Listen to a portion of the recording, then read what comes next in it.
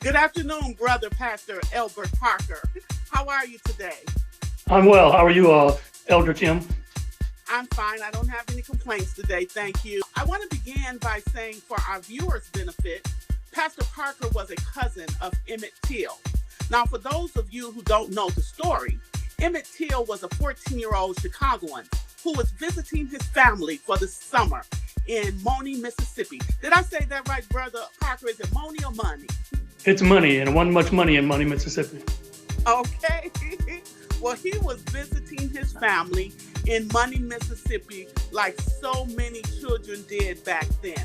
Till was beaten to death for allegedly whistling and offending a white woman in her family's grocery store in Mississippi in 1955.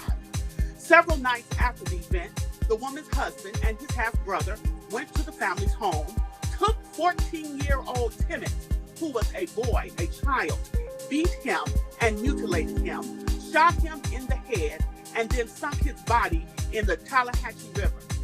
Now, years later, his accuser admitted in a book that she falsely testified that Till threatened her in any way. Unfortunately, it was too late. Her confession was too late. The 14-year-old was killed, and his white killers were found not guilty by an all-white jury. Now, Till's mother insisted on having an open casket in Chicago, where tens of thousands attended the services. Now, you ask, why would she want an open casket? Why would she want people to see her baby all mutilated and beat up, and how you can imagine how his body looked after being in the river for so many days? She wanted the world to experience what she experienced.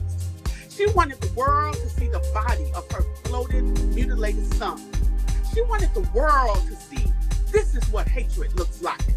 She wanted the world to see this is what injustice looks like. She wanted the world to see what racism, the demon, looks like in the United States of our America. She wanted us to see what a lynching looked like. Pastor Parker, I know that you were a very young child when the lynching actually took place. I think we talked the other night. You told me you were about 4 years old at the time. Yes.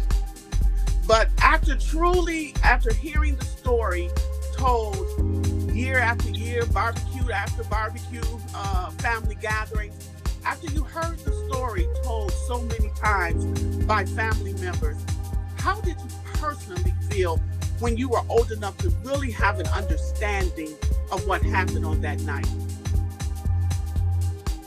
Well, first of all, 1955, I was in fact 4.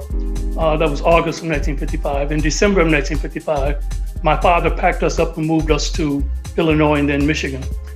What I felt as I got old enough to somewhat understand was how hatred looks like and what hatred can do.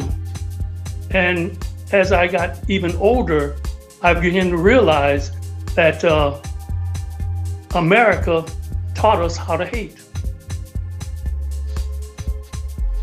Yes, it did. Did it make you have fear, or how did it make you feel like I need to become this, or I need to do this, or I have to live my life this way because what happened years ago in 1955? Do you think it changed your mind and that your father's move for your family to Chicago to escape what he felt was that Southern hatred? Do you think that molded you to be the man that you are today?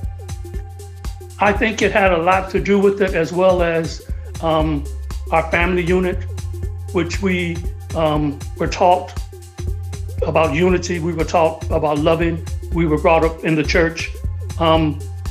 As a teenager, I was very distrustful of white people. I did not think there was anything such as a good white person, because from Money, Mississippi, we moved to basically an all-white town, and it was clear that we were not very welcome there. But thank God that I had parents who told me and taught me, what are you going to do with that? Are you going to let that consume you and destroy you? Or are you going to do something in spite of it? And I believe I've done something in spite of it. I got an education. I got into ministry. I became a policeman. I mentored young Black boys and men. And I think that from that, I don't want to say foundation, but from that start, and with my family building, helping me to build upon it, I think I overcame a lot of negativity that I had toward white Americans. I think that what you're saying is so profound because I can remember a lot of experiences that I had as a young Black girl going to a Christian school where Blacks weren't really welcomed, and going to a summer camp where I was the only Black girl in my group, and one little girl hollering one day, "You're Black, you're Black," as though I did not know that. But I think, like you, it was because of my parents, because my father was a founding member of Operation Push Me, because we ate and slept civil rights, because that was a part of our normal life, realizing how important we are and how precious our lives were and the impact that we too could have upon the world. But my sad question is, I don't think 1955 is over. We're still seeing our young Black boys lynched. It's just a different tree. And the person lynching them no longer wears a white coat. And sometimes, unfortunately, the people killing our Black sons are our Black sons. When you see what's going on in the streets of America today, what do you feel? How do you feel?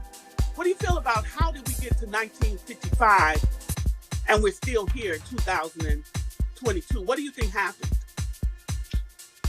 I believe that we have to be, I don't know if it's correct English, relearned or being taught over again. And I think as Black men, and I think I put the onus on Black men because we're supposed to be the kings and priests of our homes. Black men have to get with these Black boys and show them and teach them about how to love each other and how to nurture each other and lift each other up instead of tearing them down for chicken change. I remember back when I was a teenager and I heard Dr. King say in one of his final speeches that don't ever give anyone so much power that they make you hate them. And I thought about that, and I see that now. And when I would mentor to young boys, young Black boys primarily, I would tell them, why do you give somebody that much power over you? And they say, I don't give them power. I say, yes, you do. When you hate them and show them hate, you're giving them power over you because now you've decided that they're not important. We're all important. And I think we Black men, I'm speaking to Black men because I've been a Black man my whole life. I think we have failed our Black boys. Amen. I agree with you 100%. And I think that, me personally, I think that one of the problems is that we got too comfortable. We thought that we had risen above 1955. We thought that lynching was behind us. We forgot to watch our back. We forgot to love our children in a way that we taught them how to respect themselves and their neighbors. We got comfortable. And we all know what happens when we get comfortable. The enemy is able to slip in and steal and destroy and kill because he knows we're not paying attention. Yeah. So if that would be my plea to my sisters, my brothers, my neighbors, my children, it would be to wake up. Don't get comfortable. Never get comfortable. Don't let Emmett Till's life be in vain. Don't let what that mother had to go through when she brought her son up from Mississippi in 1955. Do your part. Don't let it be in vain. Reach out your hand and help somebody who needs some help, who needs some encouragement. Don't just talk about that little Black boy. Help that Black boy. Help that Black girl. Go out and vote.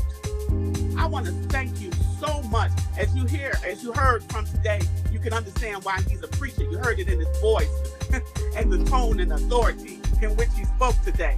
So I want to thank you, Brother Pastor Parker, for sharing with our ministry today.